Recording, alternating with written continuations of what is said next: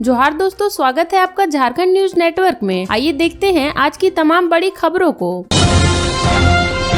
केंद्रीय मंत्री शिवराज सिंह चौहान पहुंचे झारखंड, इस कार्यक्रम में लेंगे हिस्सा। विधानसभा चुनाव को लेकर कही ये बात। झारखंड में विधानसभा चुनाव की सुगबुगाहट शुरू हो चुकी है। विभिन्न दलों ने इसकी तैयारियां शुरू कर दी है। एक तरफ भाजपा के चुनाव प्रभारियों का यहां लगातार आना जाना हो रहा है, तो वहीं झामुमो के कार्यकारी अध्यक्ष हेमंत सोरेन ने शुक्रवार को कांग्रेस नेता सोनिया गांधी से मुलाकात कर विधानसभा चुनाव पर चर्चा की। शनिवार सुबह को इसी सिलसिले में केंद्रीय मंत्री सह भाजपा नेता शिवराज सिंह चौहान रांची पहुंचे। उन्हें रिसीव करने खुद रक्षा मंत्री संजय सेठ पहुंचे थे। एयरपोर्ट से बाहर निकलने के बाद उन्होंने मीडिया से बातचीत कर जानकारी दी कि हम लोग विधानसभा चुनाव की तैयारियों में जुटे हैं। शिवराज सिंह चौहान ने कहा कि मैं यहाँ आता रहूंगा। झारखंड को प्रणाम, यहाँ की जनता को प्रणाम। हम लोग चुनाव की तैयारियों में जुटे हुए हैं। केंद्रीय कृषि मंत्री शनिवार को खिजरी विधानसभा में आयोजित कार्यकर्ता अभिनंदन समारोह और विजय संकल्प सभा में हिस्सा लेंगे। भाजपा प्रदेश कमेटी 6 जुलाई से विधानसभा वार कार्यकर्ता अभिनंदन व विजय संकल्प सभा आयोजित कर रही है। यहाँ कार्यकर्ताओं से राज्य में होने वाले आगामी चुनाव पर चर्चा कर रही है। उल्लेखनीय है कि 16 जुलाई को असम के मुख्यमंत्री हिमंता बिस्वा शर्मा के आने का कार्यक्रम तय है।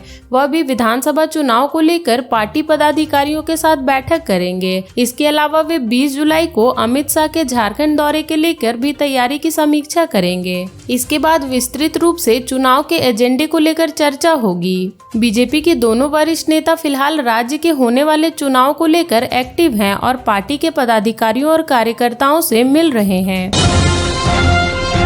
झारखंड पिछड़ा आयोग ने मांगी उपायुक्त के माध्यम से ओबीसी की गिनती कराने की अनुमति। 3 साल से लंबित है निकाय चुनाव। झारखंड राज्य पिछड़ा वर्ग आयोग ने उपायुक्त के माध्यम से राज्य में ट्रिपल टेस्ट के लिए जनगणना कराने की अनुमति मांगी है। इससे संबंध प्रस्ताव राज्य सरकार को कार्मिक विभाग को भेज दिया है। आयोग के अध्यक्ष योगेंद्र महतो ने कहा कि राज्य सरकार ने न्यायालय के निर्देशानुसार ओबीसी की वास्तविक गिनती कर ट्रिपल टेस्ट कराने को कहा है। निजी एजेंसी द्वारा जनगणना कराने पर उसकी स्वच्छता और पारदर्शिता पर प्रश्न चिन्ह खड़ा हो सकता है। ऐसे में उपायुक्त के माध्यम से जनगणना कराने का निर्णय लिया गया है। झारखंड सरकार की अनुमति मिलने के बाद सभी शहरी निकायों में 3 लेयर टेस्ट के लिए जनगणना का कार्य शुरू कराया जा सकता है। पूर्व में आयोग मध्य प्रदेश की तर्ज पर मतदाता सूची में ओबीसी की गिनती कराने का प्रस्ताव था, लेकिन राज्य सरकार ने उसे स्वीकृत करते हुए वास्तव जनगणना करते हुए 3 लेयर टेस्ट के लिए योजना बनाने का निर्देश दिया था। राज्य के 13 नगर निकायों में 3 वर्षों से अधिक समय से और शेष सभी निकायों में गत 7 अप्रैल से नगर निकाय चुनाव लंबित है। वर्तमान में नगर निकायों का संचालन जनप्रतिनिधियों की जगह प्रशासनिक पदाधिकारियों के माध्यम से कराया जा रहा है, जिससे निकाय प्रशासन में जनता की कोई भागीदारी सुनिश्चित नहीं हो पा रही है।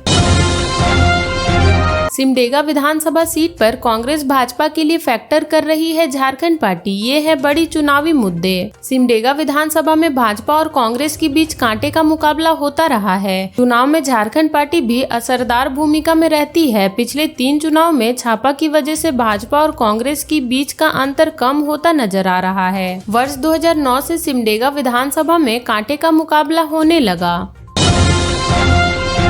भक्तों की सेहत से खिलवाड़। देवघर में गंदगी के पास रखे खोआ, इसी से बनेंगे पेड़े। श्रावणी मेला से पहले देवघर शहर में जलसार तालाब के समीप यूरिनल व कचरे के ढेर के पास सैकड़ों क्विंटल खोआ जमीन पर घंटों पड़ा रहा। उसके बाद धीरे धीरे टोटो से खोआ को आड़त भेज दिया गया। खोआ उत्तर प्रदेश के मिर्जापुर से ट्रक के जरिए मंगवाए गए थे।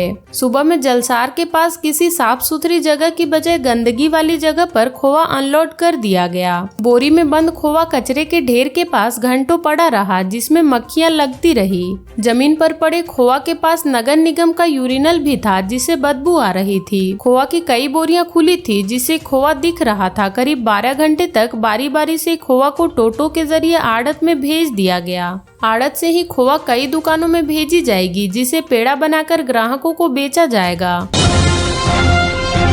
अमन साहू गैंग के सदस्यों ने गिरिडीह जेल के अधीक्षक के परिवार पर की थी फायरिंग की साजिश, 4 आरोपी गिरफ्तार। गिरिडीह केंद्रीय कारा के अधीक्षक हिमांशी प्रिया के परिवार पर देवघर में फायरिंग करने से पहले एटीएस के गैंगस्टर अमन साहू गैंग के 4 बदमाशों को गिरफ्तार कर लिया गया है। एटीएस की पूछताछ में गिरफ्तार अपराधियों ने खुलासा किया कि गिरिडीह जेल में बंद अमन साहू नियम विरुद्ध सुविधाएं चला रहा है, जबकि जेल अधीक्षक सुविधाएं देने के लिए तैयार नहीं थी। इस कारण जेल अधीक्षक के घर में रहने वाले परिजनों पर गिरोह के सदस्यों ने फायरिंग की योजना बनाई थी।